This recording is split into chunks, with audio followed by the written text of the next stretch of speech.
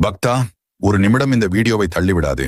உன் வாழ்க்கையில் இருக்கும் கடன் சுமை, மனக்கவலை, உன் உள்ளத்தில் இருக்கும் சோகங்கள் அனைத்தையும் போக்க வருகிறேன். நான் உன் முருகன், உன் பக்தனாகிய உன்னோடு பேசுகிறேன். பக்தா, நீ அனுபவிக்கும் துயரங்கள் எவ்வளவு பெரியதாயிருந்தாலும் என் அருளால் அவை அனைத்தும் குறைந்து உன் வாழ்க்கை ஒளியால் நிரம்பும்.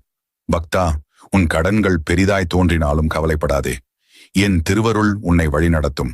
நீ நம்பிக்கையுடன் ஓம் முருகா என்று கூறும்போது அந்த ஒளி உன் வீட்டுக்குள் செல்லும் ஒளியாகி இருட்டை அகற்றும்.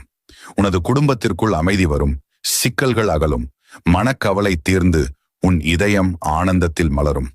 பக்தா, நீ இன்று இந்த வீடியோவை பார்க்கும் நேரத்தில் உன் வாழ்க்கையில் ஒரு புதிய துவக்கம் நடந்து கொண்டிருக்கிறது.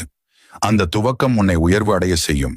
நீ உன் மனதில் ஓம் முருகா என்று எழுதி வைக்கிறாய் என்றால் உன் வாழ்வு மகிழ்ச்சியாலும் செழிப்பாலும் நிரம்பும். அதனால் பக்தா,